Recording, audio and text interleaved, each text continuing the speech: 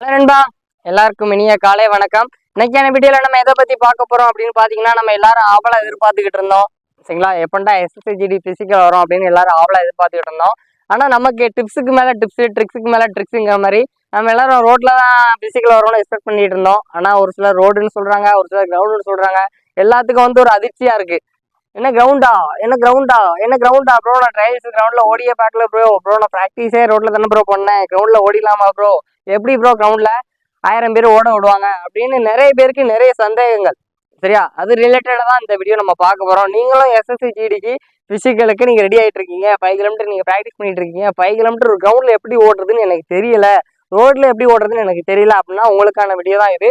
ரொம்ப ரொம்ப யூஸ்ஃபுல்லா இருக்கும். முடிஞ்ச வரைக்கும் ஸ்கிப் பண்ணாம பாருங்க. சரியா, அதான் வந்து பாத்தீங்கன்னா நாளைக்கு பிசிக்கல் ஸ்டார்ட் ஆகுது சரிங்களா.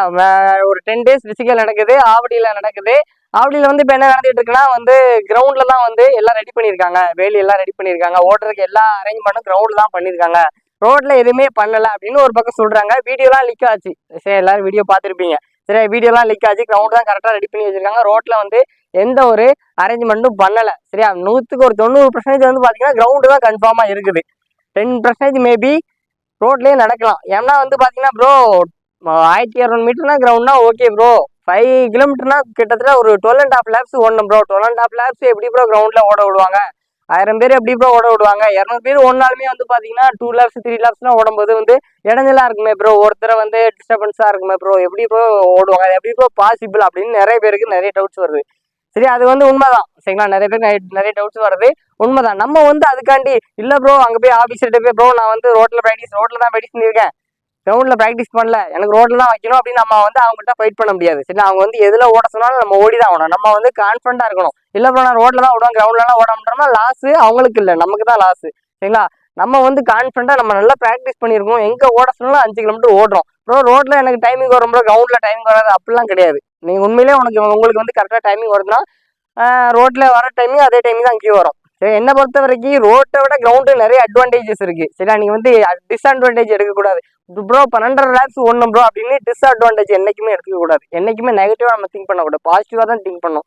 எங்க ஓட சொன்னாலும் நான் நல்லா ப்ராக்டிஸ் பண்ணியிருக்கேன், நான் கான்ஃபிடண்டா ஓடுவேன் அப்படின்னு நீங்க உங்க மேல நம்பிக்கை வச்சு கான்ஃபிடண்டா பண்ணீங்கன்னா அசால்ட்டா ஓடிடலாம். சரியா, நம்ம வந்து ஒரு சில டிப்ஸ் பார்க்கலாம். RIPD நிறைய அப்டேட்ஸ் இருக்கு. சரியா, இப்போ வந்து நம்ம இன்னைக்கான வீடியோல வந்து பாத்தீங்கன்னா கிரவுண்ட்ல எப்படி ஓடணும் சரிங்களா, கிரவுண்ட்ல எப்படி ஓடணும், ரோட்ல எப்படி ஓடணும், கிரவுண்ட்ல ஓட சொன்னா எப்படி ஓடணும், ரோட்ல ஓட சொன்னா எப்படி ஓடணும் அப்படின்னு ஒரு சில அப்டேட்ஸ் நம்ம பார்க்கலாம். சரிங்களா, ஃபர்ஸ்ட் கிரவுண்டு பார்க்கலாம். சரிங்களா, கிரவுண்டு வந்து பாத்தீங்கன்னா உங்களுக்கு வந்து ஒரு லேப்ஸ் வந்து 400 மீட்டர் வரும். சரிங்களா, ஒரு லேப்ஸ் வந்து உங்களுக்கு 400 மீட்டர் வரும். சரிங்களா, அதே மாதிரி நீங்க வந்து 12.5 laps ஒன்னாதான் உங்களுக்கு 5 கிலோமீட்டர் அக்யூரேட்டா வரும். அதுலேயே வந்து பாத்தீங்கன்னா 3 வேரியஸ் ரவுண்டு சரிங்களா. 12.5 laps 12.5 ரவுண்டு ஒன்னாதான் உங்களுக்கு வந்து 5 கிலோமீட்டர் வரும். அதுவும் நீங்க அக்யூரேட்டா ஓடணும். சரிங்களா, அதாவது வந்து இது வந்து ஸ்டாண்டர்ட் ட்ராக் சரிங்களா. 400 மீட்டர்னா அது ஸ்டாண்டர்ட் ட்ராக்.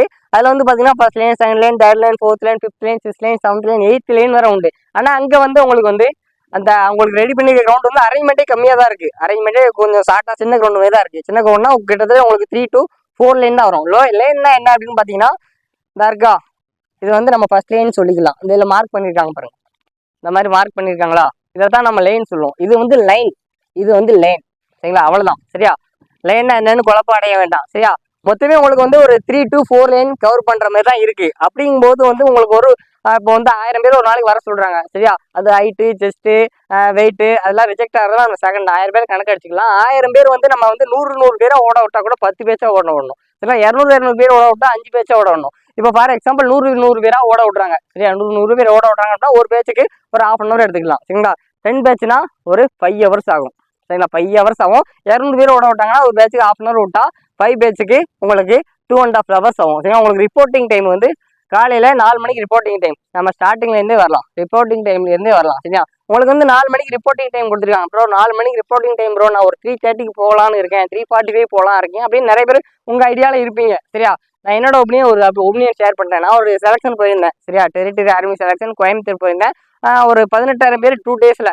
சரியா, ஒரு நாளைக்கு இத்தனை டிஸ்ட்ரிக்ஸ் வரணும், ஒன்று அடுத்த நாளைக்கு இத்தனை டிஸ்ட்ரிக்ஸ் வரணும் அப்படின்னு கவர் பண்ணி வச்சிருந்தாங்க. நான் போன டிஸ்ட்ரிக்ஸ்ல 10,000 பேர். இதெல்லாம் எனக்கு ஒரு ரிப்போர்ட்டிங் டைம் வந்து 4 மணிக்கு வர சொன்னாங்க. நான் 3:30க்கு போனேன். 3:30க்கு போய் ஸ்பாட்டுக்கு போய் பார்த்தா, என்ட்ரன்ஸுக்குள்ள போய் பார்த்தா ஒரு 200-300 மீட்டருக்கு அப்படியே வரிசைக்கா இருக்காங்க. 4 லைன் அப்படியே வரிசைக்கா நிற்காங்க. 10,000 பேர் 8,000 பேர் அங்கேயே ஒரு 3 o'clock சரியா, நைட்டு 11 மணிலேருந்து அப்படி வரிசைக்கா ஒரு 3 or 4 hours அங்கேயே ஸ்டே பண்ணிட்டாங்க சரியா. நாமலாம் வந்து பார்த்தீங்கன்னா ஒரு 300 மீட்டருக்கு அங்கிட்ட தான் இருந்தேன். நான் 3:30க்கு ரிப்போர்ட்டிங் டைம் ரீச் ஆனேன். என்ன மதியம் ஓட விட்டது 11:30க்கு ஓட விட்டாங்க சரியா. அதே மாதிரி நீ எந்த அளவுக்கு சீக்கிரமா சரியா, ஒரு 4 மணிக்கு ரிப்போர்ட்டிங்னா ஒரு சில அங்கேயே ஸ்டே பண்ணிடுவாங்க ஏன்னா கிரவுண்டில் நைட்டு அங்கே சாப்பிட்டு அங்கேயே ஸ்டே பண்ணிடுவாங்க. காலைல 2 மணிக்கு போவாங்க, 1 மணிக்கு போவாங்க, 3 மணிக்கு போவாங்க, ஒரு சிலர் 4 மணிக்கு வருவாங்க. நீங்கள் எந்த அளவுக்கு முன்னாடி போகிறீங்களோ அந்த அளவுக்கு ஏர்லி மணி சீக்கிரமாக ஒரு 6 அந்த நேரத்தில் நீங்கள் ஓடுறதுக்கான ஆப்பர்ச்சுனிட்டி கிடைக்கும். ஏன்னா 100 பேராக ஓட விட்டாங்கன்னு வைங்களேன், 5 hours 4 மணிக்குனா 5 மணிக்கு ரன்னிங் ஸ்டார்ட் பண்ணால் கூட 10 மணி ஆயிரும். அதனால அது ஒரு அட்வான்டேஜ் சரிங்களா. நீங்கள் எந்த அளவுக்கு நீங்கள் முன்னாடி போகிறீங்களோ அந்த அளவுக்கு உங்களுக்கு பெனிஃபிட் அதிகமாக இருக்கும். இல்லை ப்ரோ ரிப்போர்ட்டிங் டைம் 4 மணி தான், நான் வந்து 3:55 தான் போவேன், 3:50 தான் போவோம்னா உங்களை லாஸ்ட் பேஜில் ஓட விட்டுருவாங்க. 10வது பேஜில் ஓட விட்டாங்கன்னா நீங்கள் 9 மணிக்கு மேலே தான் ஓடுற மாதிரி இருக்கும். இது வந்து என்னோட ஒப்பீனியன் சரியா. அவங்க வந்து 10 பேஜாகவும் விடலாம், 20 பேஜாகவும் விடலாம், 5 பேஜாகவும் விடலாம். 50 பேரை விட்டு 20 பேஜ் ஓட்டாலும் கஷ்டம் தான். ஏன்னா வந்து ஒரு 100 பேர் ஓட விட்டாங்கன்னா கச்சன்னு இருக்கும் சரியா. அது வந்து அவங்க ஒப்பீனியன் தான். ப்ரோ இப்படிதான் ஒன்றும் அப்படின்னு அவங்ககிட்ட வந்து நம்ம ஒன்றும் சொல்ல முடியாது. அவங்க நடத்துறதே தான். 10 பேஜாகவும் விடலாம், 20 பேஜாகவும் விடலாம், 5 பேஜாகவும் விடலாம். 200 பேரா விட்டா 5 பேஜ், 100 பேரா விட்டா 10 பேஜ், 50 பேரா விட்டா 20 பேஜ் சரியா. நம்ம வந்து 100 பேரை வச்சுக்கலாம் சரியா. 100 பேர்னா 5 hours ஆச்சு சரியா. Morning reporting time 4 o'clock. நம்ம முடிஞ்ச அளவுக்கு எவ்வளோ சீக்கிரமா உங்களால் போக முடியுமோ அவ்வளோ சீக்கிரமா போயிருங்க. அதுக்கு முந்தின நாள் சரியா, முடிஞ்ச நாள் நீங்கள் சீக்கிரமா மேக்ஸிமம் வந்து இட்லி சாப்பிடுங்க. இட்லி தான் ஜீரணமாகும் சரியா.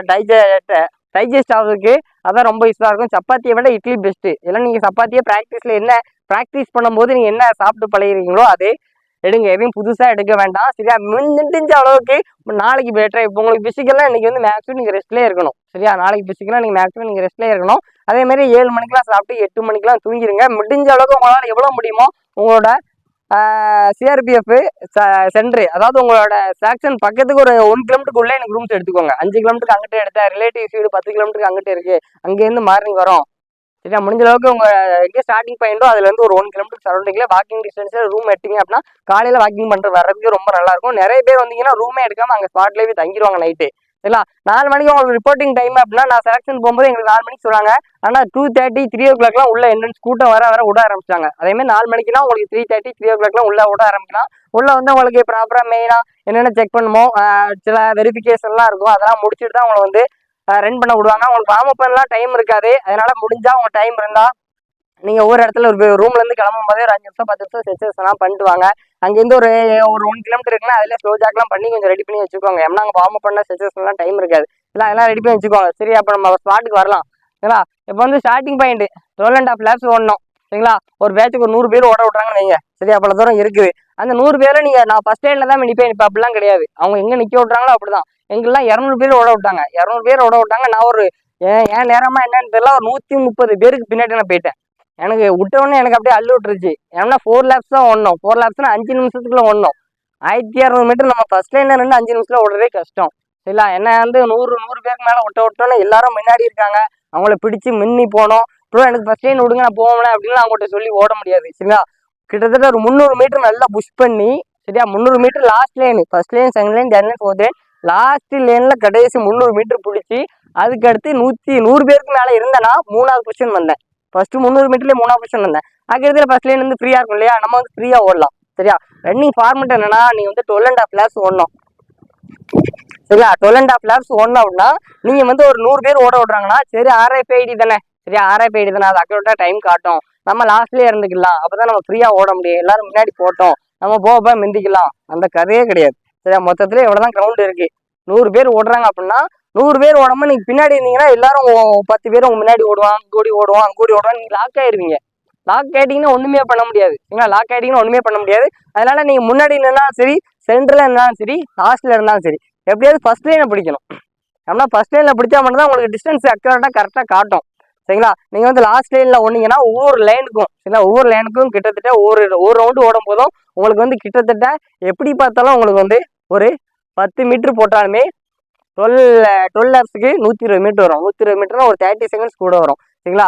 அதாவது நீங்கள் வந்து லாஸ்ட் லைனில் ஓடினீங்கன்னா எப்படி பார்த்தாலும் ஒரு 20 to 30 மீட்டர் கூட வரும். ஒரு லேப்ஸுக்கு 30 மீட்டர் போட்டிங்கன்னா 10 லேப்ஸுக்கு அதே 300 மீட்டர் ஆச்சு சரிங்களா. அதுக்கடுத்து இன்னும் 2.5 laps இருக்கு இல்லையா, எப்படி பார்த்தா 400 மீட்டர் அதே 2 minutes ஆயிரும். நீங்கள் 22 minutes உங்களுக்கு ட்ரையல்ஸ் ப்ராக்டிஸ்லேயே உங்களுக்கு 22 minutes வந்துச்சுன்னா அதில் வந்து உங்களுக்கு 24 வரும். அதாவது ஒரு டெக்னிக் தான்.